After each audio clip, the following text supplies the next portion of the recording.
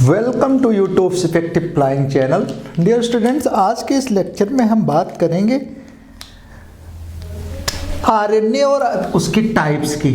RNA and there types.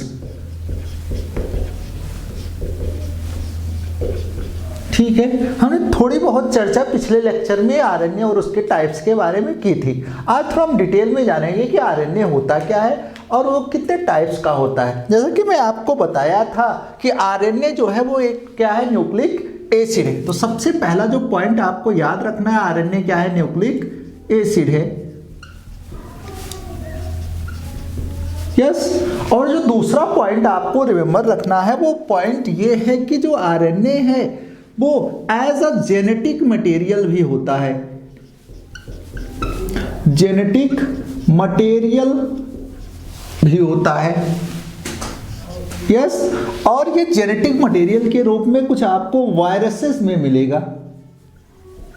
ठीक है, तो इससे दो बातें क्लियर हो गई कि आरएनए जो है एज अ जेनेटिक मटेरियल भी वर्क करेगा और ये नॉन जेनेटिक मटेरियल के भी रूप में होगा। तो अगर बात करें आरएनए की, तो आरएनए का डिवीजन आप दो टाइप से कर सकते हो। एक क्या होगा, एज अ जेनेटिक मटेरियल होगा, जेनेटिक मटेरियल, या आप बोल सकते हो genetic RNA, genetic RNA. And दूसरा हो जाएगा नॉन जेनेटिक आरएनए।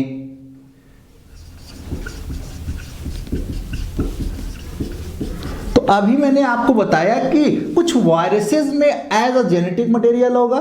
तो जेनेटिक मटेरियल किस में प्रेजेंट होगा, कुछ वायरसेस में।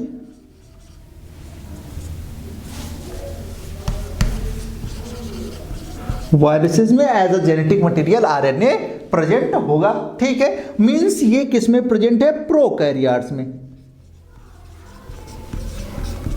तो सारे प्रोकैरियोट्स में एज अ जेनेटिक मटेरियल के रूप में आरएनए नहीं होगा, क्योंकि बैक्टीरिया भी आपका प्रोकैरियोट्स में रखे गए हैं। तो प्रोकैरियोट्स में as a genetic material virus RNA नहीं होता है। बट जितने भी यूकैरियोट्स हैं उसमें ये आपको जेनेटिक मटेरियल के रूप में नहीं मिलेगा। बट आरएनए हर सेल में प्रेजेंट होगा, चाहे वो जेनेटिक के फॉर्म में हो, चाहे वो नॉन जेनेटिक आरएनए प्रेजेंट हो। ठीक है, तो यूकैरियोट्स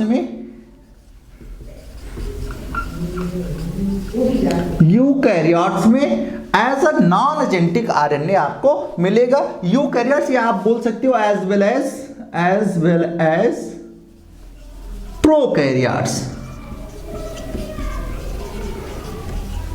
ठीक है, सारे प्रोकैरियोट्स में तो नहीं मिलेगा। कुछ प्रोकैरियोट्स में क्या होता है, जैसे कि वायरसेस में एज अ जेनेटिक मटेरियल भी आरएनए प्रेजेंट होता है। बट यूकैरियोट्स के केस में as a genetic material RNA आपको देखने को नहीं मिलेगा, बट आरएनए सेल के इनसाइड प्रेजेंट होगा।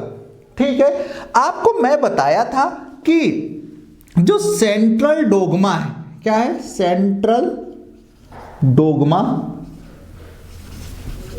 यस, क्या होता है, डीएनए से डीएनए का फॉर्मेशन होना, जो कि एक रिवर्सिबल प्रोसेस है। मींस जो पुराना डीएनए है, पेरेंटल डीएनए है, उससे न्यू डीएनए बनेगा। ठीक है, वो फिर से क्या होगा, पेरेंटल होगा, उससे नया डीएनए बनेगा। ठीक है, यस। अब इस डीएनए से क्या होता है, आरएनए का भी फॉर्मेशन होता है। और आरएनए से किसका फॉर्मेशन हो जाता है, प्रोटीन का। यस, आपको मैं बताया था डीएनए से डीएनए बनने की जो प्रोसेस होती है वो होती है रेप्लिकेशन। डीएनए से आरएनए की जो प्रोसेस है वो है ट्रांसक्रिप्शन। एंड आरएनए से जो प्रोटीन बनने की प्रोसेस है वो है ट्रांसलेशन। ठीक है, तो डीएनए से डीएनए रेप्लिकेशन की प्रोसेस के थ्रू बनेगा। डीएनए से आरएनए जो है ट्रांसक्रिप्शन के थ्रू बनेगा। आरएनए से क्या होगा, आपका ट्रांसलेशन के थ्रू प्रोटीन का फॉर्मेशन होगा। ठीक है, यस। तो आइए हम देखते हैं कैसे ये प्रोसेस चलती है। ठीक है, मान लो हमने डिजाइन कर लिया, ड्रा कर लिया दो सेल। ये एक हमने मान लिया एक प्रोकैरियोटिक सेल है। ठीक है, और ये हमने दूसरी सेल ड्रा कर लिया, suppose that this is eukaryotic cell. तो हम यहां लिख देते हैं प्रो कैरियोटिक सेल है, दिस इज यूकैरियोटिक सेल। ठीक, आपको मैं बताया था दोनों सेल में डिफरेंस। जो प्रोकैरियोटिक सेल होगी वो उसका जो न्यूक्लियस होगा वो न्यूक्लियर मेम्ब्रेन से कवर्ड नहीं होगा। जितने भी न्यूक्लियोलर ऑर्गेनेल्स होंगे वो through out the cytoplasm separated होंगे। ये प्रोकैरियोटिक सेल का कैरेक्टरिस्टिक फीचर है। एंड आपको यूकैरियोटिक सेल का जो कैरेक्टरिस्टिक फीचर बताया था, जो न्यूक्लियस होगा वो वेल डेवलप्ड टाइप का होगा। न्यूक्लियस न्यूक्लियर मेम्ब्रेन से कवर्ड होगा, मीन्स कुछ इस टाइप से स्ट्रक्चर देखने को मिलेगा। ठीक है, तो एक न्यूक्लियस होगा, न्यूक्लियस न्यूक्लियर मेम्ब्रेन से कवर्ड होगा। सारे के सारे जो न्यूक्लियोलर ऑर्गेनेल्स है वो न्यूक्लियस के इनसाइड प्रेजेंट होंगे। बट प्रोकैरियोट के केस में ऐसा नहीं होगा। सारा का सारा जो न्यूक्लियस के इनसाइड प्रेजेंट मटेरियल है वो साइटोप्लाज्म में या प्रोटोप्लाज्म में आपको प्रेजेंट मिलेगा। क्योंकि आपको मालूम है जब न्यूक्लियर मेम्ब्रेन नहीं है तो साइटोप्लाज्म और न्यूक्लियोप्लाज्म का सेपरेशन नहीं होता है, दोनों मिक्स हो जाते हैं और इसी मिक्सचर को बोला जाता है प्रोटोप्लाज्म। तो एक बात आपको यहां और याद रखनी है, प्रोटोप्लाज्म क्या होता है? प्रोटोप्लाज्म इक्वल टू होता है साइटोप्लाज्म प्लस न्यूक्लियोप्लाज्म। ठीक है, तो साइटोप्लाज्म और न्यूक्लियोप्लाज्म के कंपोजिशन को प्रोटोप्लाज्म बोलते हैं। ये आपको प्रोकैरियोटिक सेल में देखने को मिलेगा क्योंकि न्यूक्लियर मेम्ब्रेन एब्सेंट है। तो हमने क्या मान लिया?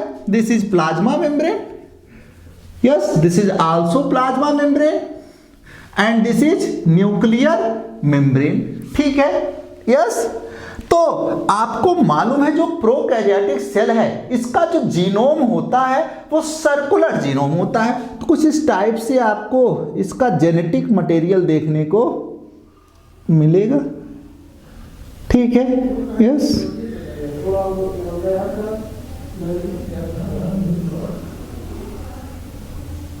ऐसा कुछ जेनेटिक मटेरियल होगा। ठीक है, बट यूकैरियोट्स के केस में आपको जेनेटिक मटेरियल जो देखने को मिलेगा वो मिलेगा बिल्कुल लीनियर। ठीक है, कुछ इस टाइप से आपको जेनेटिक मटेरियल देखने को मिलेगा। ठीक है, तो मीन्स जो डीएनए होता है वो सर्कुलर होता है and as well as linear भी होता है। ठीक है, तो डीएनए कितने टाइप का हो गया, यहां आप लिख देते हैं डीएनए। एक तो आपका सर्कुलर डीएनए होता है, सर्कुलर डीएनए। दूसरा डीएनए क्या होता है? Linear DNA. लीनियर डीएनए जो कि इस टाइप का स्ट्रक्चर होगा। लीनियर डीएनए में दोनों एंड फ्री होंगे बट सर्कुलर डीएनए में दोनों एंड फ्री नहीं होंगे, बिल्कुल सर्कल होगा, एक रिंग लाइक स्ट्रक्चर आपको देखने को मिलेगा। ठीक है, तो ऐसा डीएनए होता है सर्कुलर डीएनए। इस सर्कुलर डीएनए का एक दूसरा नाम भी है, इसको बोलते हैं सीसीसी डीएनए। ठीक है, यस। इसका फुल फॉर्म होता है कोवैलेंटली क्लोज्ड सर्कुलर डीएनए। ठीक है, तो ये सीसीसी डीएनए है, this is a linear DNA. ये आपको प्रोकैरियोट्स में देखने को मिलेगा, ये यूकैरियोट्स में देखने को मिलेगा। अभी मैंने बताया कि हर डीएनए में क्या होगा, डीएनए रेप्लिकेशन होगा, मतलब इससे एक नया डीएनए बनाया जाएगा। ठीक है, तो नया डीएनए कॉपी होगी इसकी। ये प्रोकैरियोट्स में भी होता है, ये यूकैरियोट्स में भी होगा। ठीक है, हमारा मेन उद्देश्य जो आज का टारगेट हो डीएनए से डीएनए बनाना नहीं, मींस रेप्लिकेशन की प्रोसेस को नहीं समझना है। हमको ये जानना है कि जो डीएनए से आरएनए बन रहा है, जो आरएनए बन रहा है वो उसका स्ट्रक्चर कैसा होता है। ठीक है, ये कितने टाइप का होता है। ठीक है, और इस आरएनए में कौन कौन से मॉडिफिकेशंस होते हैं। ठीक है, तो जब डीएनए से आरएनए बन रहा होता है तो आपको मालूम है रेप्लिकेशन के दौरान फॉर्मेशन होता है किसका, रेप्लिकेशन फॉर्क का। ये मान लो रेप्लिकेशन फॉर्क है। ठीक है, ये प्रोकैरियोट्स में भी फॉर्मेशन होगा एंड यूकैरियोट्स में भी। ठीक है, यस। तो रेप्लिकेशन फॉर्क का फॉर्मेशन होगा, यस। अब बात आती है रेप्लिकेशन फॉर्क है क्या, यहां मैं थोड़ा सा आपको क्लियर कर देता हूं। जो रेप्लिकेशन फॉर्क होता है, ठीक है, ये डीएनए में जहां पर आपका हेलिकेज एंजाइम के द्वारा हाइड्रोजन बॉन्ड को तोड़ दिया जाता है for the process of replication, transcription and other biological formations. ठीक है, तो उस प्लेस को बोलते हैं रेप्लिकेशन फॉर्क या रेप्लिकेशन बबल या रेप्लिकेशन आई। ठीक है, तो ये आपका प्रोकैरियोट्स में मिलेगा, ये आपका यूकैरियोट्स में मिलेगा। अब आपको मालूम है यहीं पे ट्रांसलेशन की प्रोसेस होगी। ठीक है, तो ट्रांसलेशन की प्रोसेस होगी तो डायरेक्ट इसी आपका कलर चेंज कर ले रहा हूं मैं, आपका प्रोकैरियोट्स में डायरेक्ट साइटोप्लाज्म में ही क्या बनेगा, आरएनए। तो ये क्या हो गया, आरएनए हो गया। यस, और कौन सा आरएनए, मान लीजिए ये है एम आरएनए। ठीक है, यस, एम आरएनए का फॉर्मेशन हो गया। ठीक है, वही सेम काम यहां पर भी होगा, यहां पर भी एम आरएनए का फॉर्मेशन हो गया। यस, यहां पर जो एमआरएनए बना हो साइटोप्लाज्म या प्रोटोप्लाज्म में सिंथेसाइज हुआ, बट यहां पे जो एमआरएनए बना हो न्यूक्लियस के इनसाइड है। ठीक है, जब यहां पे ट्रांसलेशन मतलब प्रोटीन सिंथेसिस होना है तो डायरेक्ट आके राइबोसोम यहीं पे असेंबल हो जाएगा। ठीक है, और वो प्रोटीन की सिंथेसिस स्टार्ट में ट्रांसलेशन की प्रोसेस साइटोप्लाज्म में डायरेक्टली जब आपका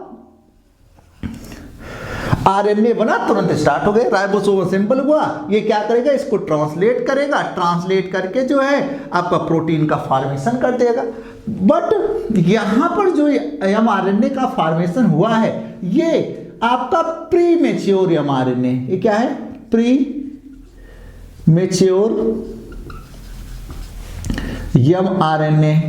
ठीक है, इस प्रीमेच्योर एमआरएनए में कुछ मॉडिफिकेशंस होंगे। ठीक है, ये मॉडिफिकेशंस केवल और केवल किस में होते हैं, यूकैरियोट्स के केस में होते हैं। मींस यूकैरियोटिक जीनोम जो है उससे जो एमआरएनए सिंथेसाइज होगा न्यूक्लियस के इनसाइड, उसमें कुछ मॉडिफिकेशंस होंगे। जब मॉडिफिकेशन हो जाएगा तब वो साइटोप्लाज्म में आएगा for the process of protein synthesis वाला ट्रांसलेशन। ठीक है, अब वो मॉडिफिकेशन होंगे क्या, मींस जो प्री मैच्योर एमआरएनए है इससे कन्वर्जन क्या होगा, मैच्योर एमआरएनए का, मैच्योर एमआरएनए का कन्वर्जन होगा। ठीक है, अब इस प्री मैच्योर से मैच्योर बना कैसे ये हम लोग समझ लेते हैं। ठीक है, तो थोड़ा मैं इसको इरेज कर रहा हूं। तो प्री मैच्योर से अब इसकी बात हो गई, यहां पर प्रोटीन सिंथेसिस होगा, नई प्रोटीन बन जाएगी, तो इससे कोई मतलब नहीं है। ठीक है, तो अब हमारा मेन टास्क क्या है, प्री मैच्योर एमआरएनए से कैसे मैच्योर एमआरएनए का फॉर्मेशन होता है। ठीक है, तो तीन प्रोसेस होगी। नंबर एक काम, कुछ इसमें चेंज लाए जाएंगे एमआरएनए में। ठीक है, पहला जो चेंज लाया जाएगा वो होगी 5 प्राइम कैपिंग होगी, 5 प्राइम कैपिंग होगी। जो दूसरा चेंज होगा वो होगा स्प्लाइसिंग होगी। तीसरा जो चेंज होगा वो होगा poly A tail, poly A tail का फॉर्मेशन होगा। बात समझ में आया, मतलब पॉली एडिनाइलेशन होगा। यस, इसी को क्या बोल सकते हो आप, पॉली एडिनाइलेशन होगा।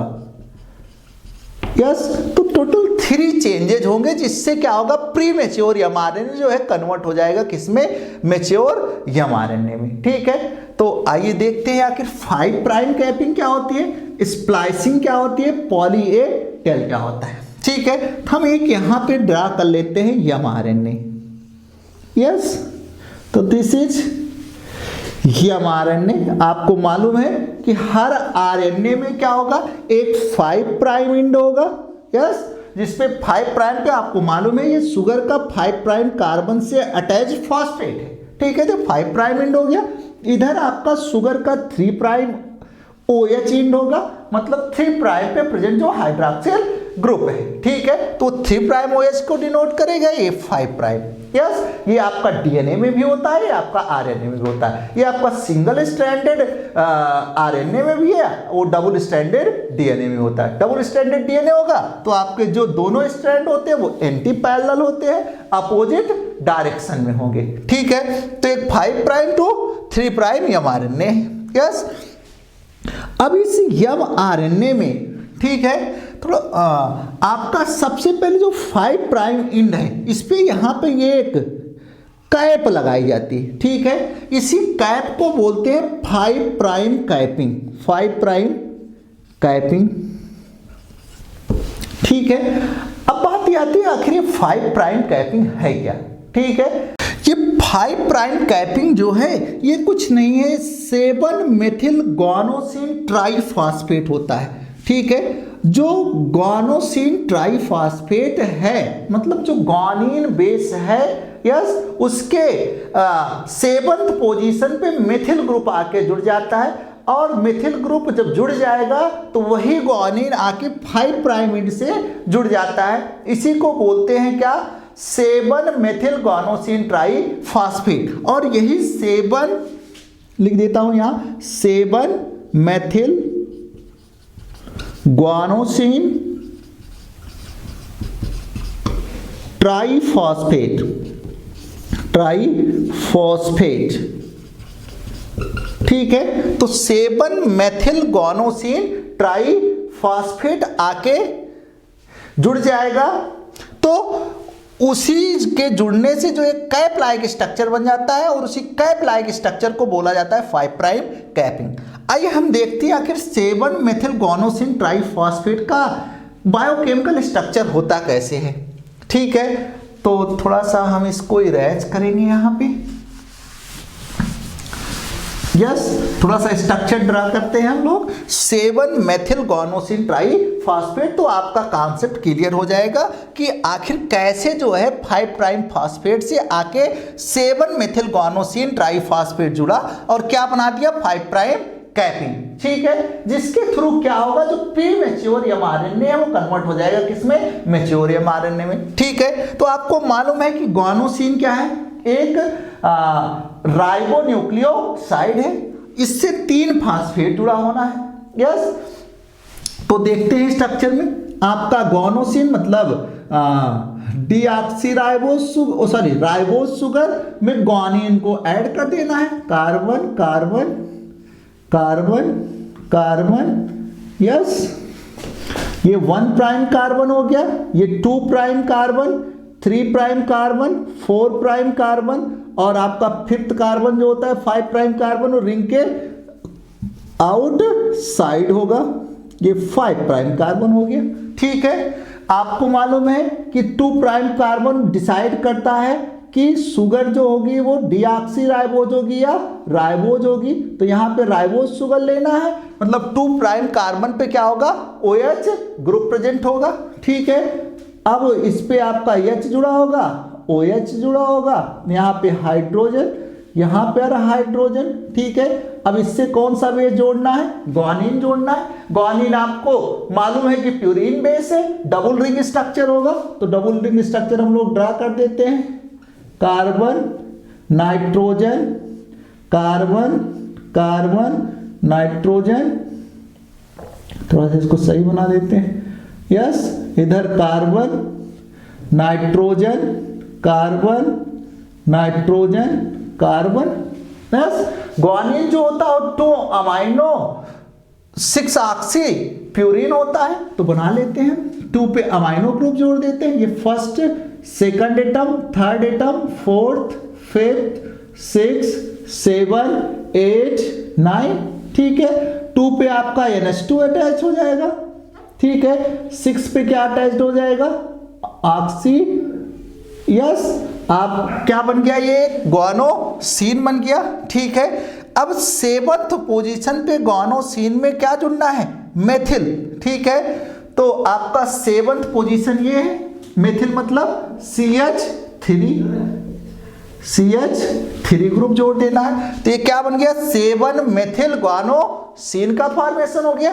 अब इसमें 3 फॉस्फेट भी जोड़ देना है, तो यहाँ पे आपको मालूम है CH2OH होता है, तो इससे फॉस्फेट जोड़ देना है, oxygen P double bond O OH, इधर आपका O P double bond O OH, इधर O P double bond O OH OH, ठीक है। ये alpha phosphate, beta phosphate, gamma phosphate, ये किसका स्ट्रक्चर हो गया, 7 methyl guanosine triphosphate 7 methyl guanosine triphosphate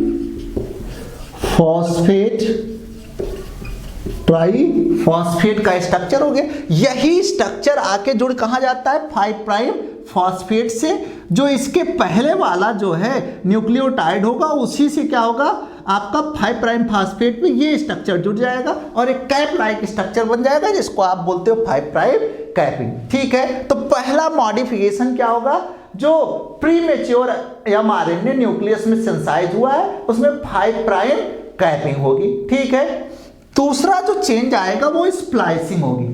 ठीक है, यस। अब ये बात आती है कि स्प्लाइसिंग होता क्या है। तो पहला 5 प्राइम कैपिंग हो गई। ठीक है, तो हमने कैपिंग को समझ लिया। ठीक है, अब एक और हम mRNA ड्रा करते हैं। ठीक है, वो mRNA मैं यहां ड्रा कर रहा हूं, ये एक स्ट्रेट mRNA बना लेते हैं ऐसा। ठीक है, इसका 5 प्राइम एंड जिसपे क्या लगा था, कैप लगा था, इधर आपका 3 प्राइम एंड। यस, अब इस mRNA में आपको मालूम है कि mRNA के पास होते हैं कोडॉन्स। ठीक है, तो इसके पास कोडॉन्स है। यस, कोडॉन्स कुछ नहीं होता, कोडॉन्स आपका 3 लेटर सिंबल्स हैं। वो कुछ नहीं है, आपका जो न्यूक्लियोटाइड्स में जो बेस प्रेजेंट होते हैं, यस, वही 3 बेस मिलके कोड बनाते हैं। जो पर्टिकुलर कोड किसी प्रोटीन को क्या करेगा, कोड करेगा। यस, किसी अमाइनो एसिड को कोड करेगा। ठीक है, जैसा कोडान होगा वैसा ही अमाइनो एसिड आगे मैं आपको बताऊंगा कि टीआरएनए ला के जोड़ता है और जोड़ के एक पेप्टाइड की चेन बना देगा जिसको पॉलीपेप्टाइड चेन बोलते हैं और वही पॉलीपेप्टाइड चेन ही क्या होगी, प्रोटीन होगी। ठीक है, तो जब ये mRNA बनता है, ठीक है, तो इसमें कुछ ऐसे प्लेस होते हैं जहां पर क्या है, कोई भी अमाइनो एसिड की कोडिंग नहीं होती। ठीक है, तो इसको 2 पार्ट बोला, जिस प्लेस पे कोडिंग हो रही है mRNA में उसको बोलते हैं एक्सॉन्स। ठीक है, जहां पर कोडिंग नहीं हो रही है उसको बोलते हैं इंट्रॉन्स। तो बीच बीच में आपका एक्सॉन और इंट्रॉन दोनों प्रेजेंट होंगे। ठीक है, तो हम इसको अलग कलर से थोड़ा दिखा लेते हैं। यस, तो यहां से हमने इसको अलग कलर कर लिया।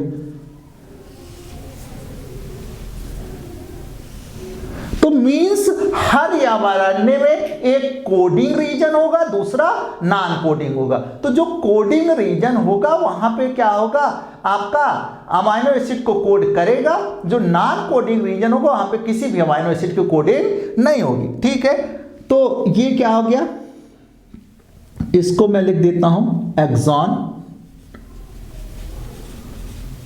ये क्या हो गया यहां से यहां तक, इंट्रॉन। ठीक है, देन फिर क्या होगा आपका एक्सॉन होगा, एक्सॉन, देन फिर आपका इंट्रॉन,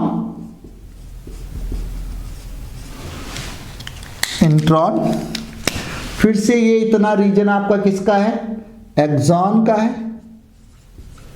ये इतना रीजन किसका हो गया, इंट्रॉन का हो गया। ठीक है, हमने दिखाने के लिए आपको दिखा दिया कि एक्सॉन होगा, इंट्रॉन होगा। ठीक है, अब ऐसा तो है नहीं कि जो mRNA है उसमें क्या हो, एक बार कोडिंग हो फिर कोडिंग ना हो, कोडिंग हो फिर कोडिंग ना हो। ठीक है, ऐसा नहीं होगा। तो यहां पर क्या किया जाएगा, जो ये इंट्रॉन है इसको रिमूव किया जाएगा। ठीक है, रिमूव करने की प्रोसेस को ही बोलते हैं स्प्लाइसिंग। ठीक है, या इंट्रॉन रिमूवल। ठीक है, तो जो mRNA में नॉन कोडिंग रीजन होता है उस नॉन कोडिंग रीजन को क्या किया जाता है, रिमूव किया जाता है। उसी को बोलते हैं इंट्रॉन रिमूवल या स्प्लाइसिंग। ठीक है, तो इंट्रॉन रिमूवल में सारे एक्सॉन को आपस में क्या किया जाएगा, जोड़ दिया जाएगा। ठीक है, तो मतलब जितने भी एक्सॉन्स हैं वो आपस में जुड़ गए, बीच से क्या हुआ, सारे इंट्रॉन को निकाल दिया जाता है। ठीक है, यस। तो अब ये क्या है, पूरा का पूरा एक्सॉन का पार्ट है। ठीक है, अब ये क्या करेगा, डिफरेंट टाइप के अमाइनो एसिड को कोड करेगा। ठीक है, इसके पास क्या है, कोडॉन्स। यस, आपको मालूम है कि जब ट्रांसलेशन हो रहा होता है तो सबसे पहले जहां से ट्रांसलेशन स्टार्ट होता है, ठीक है, वहां पर क्या पाया जाता है, आपका इनिशिएशन कोडान। ठीक है, तो थोड़ा सा यहां पर क्या होगा, इनिशिएशन कोडॉन्स होंगे। यस, तो आपका यहां पर जहां से आपका स्टार्ट होगा क्या, ट्रांसलेशन की प्रोसेस, वहां पर क्या होगी, प्रोटीन सिंथेसिस की प्रोसेस, वहां पर इनिशिएशन कोडान होगी, जहां पर राइबोसोम आके असेंबल होगा, वहीं से क्या होगा, प्रोटीन सिंथेसिस स्टार्ट होती है। तो आपको मालूम है कि दो कोडान होते हैं जो कि इनिशिएशन कोडान है, पहला है AUG, ठीक है, दूसरा है आपका GUG, इसको आप याद कर लेंगे। ये दोनों कोडॉन्स कौन से हैं, इनिशिएशन कोडॉन्स हैं। यस, इसके अलावा एक और कोडॉन होता है जो कि स्टॉप कोडॉन है, और वो टोटल 3 होते हैं। एक होता है UAA, यस, दूसरा है आपका UAG, और तीसरा जो होता है वो होता है UGA। ठीक है, कौन कौन से, UAA, UAG, UGA, इनको बोलते हैं स्टॉप कोडॉन्स। क्या बोलते हैं, स्टॉप कोडॉन्स। ORR इन्हीं को बोला जाता है टर्मिनेशन कोडॉन्स, टर्मिनेशन कोडॉन्स। ठीक है, इनिशिएशन कोडॉन्स वो कोडॉन्स होते हैं जहां से प्रोटीन सिंथेसिस स्टार्ट होगी, जहां पर राइबोसोम आके असेंबल होगा और कोई अमाइनो एसिड, पहला अमाइनो एसिड जो है जोड़ा जाएगा। ठीक है, ये दो होते हैं कि AUG और GUG, इसको आप याद कर लेंगे। 3 आपका स्टॉप कोडॉन्स है जहां से प्रोटीन सिंथेसिस या ट्रांसलेशन की प्रोसेस टर्मिनेट हो जाएगी, स्टॉप हो जाएगी। ठीक है, तो वो है UAA, UAG, UGA। मतलब ये जो कोडॉन्स हैं ये किसी भी अमाइनो एसिड को कोड नहीं करेंगे। ठीक है, तो इसलिए इनको बोला जाता है क्या, स्टॉप कोडॉन्स द्वारा टर्मिनेशन कोडॉन। तो मान लो यहाँ पे क्या प्रेजेंट है, AUG, ठीक है, जो कि क्या है, एक इनिशिएशन कोडॉन है। यस, और हमने एक यहाँ पर लिख दिया क्या, स्टॉप कोडॉन्स। ठीक है, ये स्टॉप कोडॉन्स मतलब किसी भी अमाइनो एसिड को कोड नहीं करेंगे। यहां पे हमने लिख दिया UAA। ठीक है, ये इनिशिएशन पॉइंट हो गया, ये स्टॉप पॉइंट हो गया हमारे ने। ठीक है, अब क्या होगा, यहां पे राइबोसोम आके असेंबल हो। अगर आप ध्यान से देख रहे हो इतना स्ट्रक्चर यहां पर खाली है, मतलब आपका इनिशिएशन कोडान से पहले और स्टॉप कोडान के बाद। ठीक है, इस रीजन को बोलते हैं 5' UTR। क्या बोलते हैं, 5' UTR। और इधर जो रीजन खाली है जहां से क्या स्टॉप हो जा रहा है, उसके बाद का जो रीजन है mRNA का, उसको बोलते हैं 3' UTR, 3' UTR। अब बात आती है आखिर UTR है क्या। तो UTR का मतलब होता है अनट्रांसलेटेड रीजन, अनट्रांसलेटेड रीजन। ठीक है, ये 5' एंड की तरफ भी होंगे और 3' एंड की तरफ भी होंगे, मतलब इस रीजन में ट्रांसलेशन नहीं होगा। ठीक है, तो 5' UTR हो गया एंड 3' UTR हो गया, तो 5' अनट्रांसलेटेड रीजन हो गया एंड 3' अनट्रांसलेटेड हो गया। मींस जो ट्रांसलेशन होगा वो कितने mRNA का होगा, यहां से यहां तक RNA का क्या होगा, ट्रांसलेशन होगा। ठीक है, और ट्रांसलेशन होके किसका फॉर्मेशन होगा, प्रोटीन का फॉर्मेशन होगा। बात समझ में आया। यस, तो ये आपका ट्रांसलेट होगा, ट्रांसलेट होके प्रोटीन का फॉर्मेशन करेगा। ठीक है, तो यह mRNA का आपको फंक्शन मालूम हो गया। किसी के पास कोडॉन्स है, ठीक है, इसी की क्या होगी, कोडिंग होगी, कोड होके आपको क्या किया जाएगा, प्रोटीन की सिंथेसिस होगी। यस, अब एक तीसरा है, तो स्प्लाइसिंग आपको समझ में आ गया। अब आ गया तीसरा पॉइंट, जो कि क्या हो रहा है, mRNA के मॉडिफिकेशन में हो रहा है। ठीक है, जो प्रीमेच्योर mRNA न्यूक्लियस के इनसाइड सिंथेसाइज हुआ था, उसमें कौन कौन से चेंजेस आए, तो हमने आपको बताया 3 चेंजेस आ रहे हैं। 5' कैपिंग हुई, दूसरा स्प्लाइसिंग हुई। तो 5' कैपिंग आपको समझा दिया है, स्प्लाइसिंग समझा दिया। देन मैं आपको क्या बता रहा हूं, पॉली ए टेल होता है। ठीक है। अब जो ये 3 प्राइम इंड होता है, ठीक है, इस पे बहुत सारे क्या हैं, एडेनिन आके अटैच्ड हो जाते हैं, ठीक है। यस, कितने नंबर में, मेन ही नंबर में। इसी को बोला जाता है क्या, poly A tail, poly A tail या पॉली ए टेलिंग, या इसी को बोले जाता है पॉली एडिनाइलेशन। तो क्या होगा, पॉली एडिनाइलेशन होगा, ठीक है। यस, अब सबसे बड़ी बात है कि आखिर ये चेंजेस लाए क्यों गए, ठीक है। तो इन चेंजेस को लाने के पीछे स्प्लाइसिंग का तो आपको क्लियर हो गया, ठीक है, क्यों स्प्लाइसिंग हुआ। देन आपको 2 बातें, एक 5 प्राइम कैपिंग, दूसरा पॉली ए टेल, ठीक है। आपको मालूम है कि न्यूक्लियस में बहुत सारे एंजाइमेटिक रिएक्शंस चल रहे हैं, ठीक है, सारे के सारे एंजाइमेटिक रिएक्शन न्यूक्लियस में चल रहे हैं। उस एंजाइम्स का आरएनए जो कि सिंगल स्ट्रैंड है, इस पे एक्शन ना हो जाए, ये जितने एक्सोन्यूक्लिएजेज हैं उनका एक्शन इस एमआरएनए पर ना हो जाए, इससे प्रोटेक्ट करने के लिए चेंज हो रहा है, ठीक है। 5 प्राइम कैप लगा दिया, डिग्रेडेशन नहीं होगा। 3 प्राइम पॉलीनाइलेशन कर लिया गया, डिग्रेडेशन नहीं होगा। तो मतलब ये काम क्या हो गया, एमआरएनए को प्रोटेक्ट करना है, ठीक है।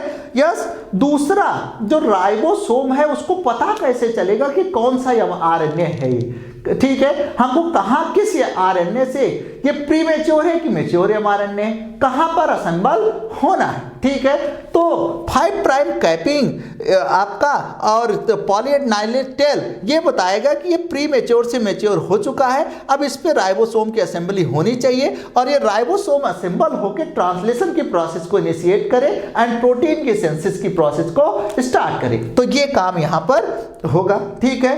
तो ये कुछ रीजन्स है जिनकी वजह से ये सारे चेंज, मतलब प्री मैच्योर एमआरएनए से मैच्योर एमआरएनए का फॉर्मेशन किया गया, ठीक है। तो ये सारे चेंजेज आएंगे आपका प्री मैच्योर से मैच्योर एमआरएनए में। तो आपको मालूम है कि एक सिंगल स्ट्रक्चर तो कुछ इस तरीके से क्या स्ट्रक्चर होता है, एमआरएनए का स्ट्रक्चर होता है, ठीक है। तो ये हो गया आपका एमआरएनए, ठीक है। अगर आपको कोई भी कंफ्यूजन हो तो आप जो है कमेंट बॉक्स में कमेंट करिएगा, हम उसका आपको आंसर रिप्लाई में करेंगे, ठीक है। Okay, thanks.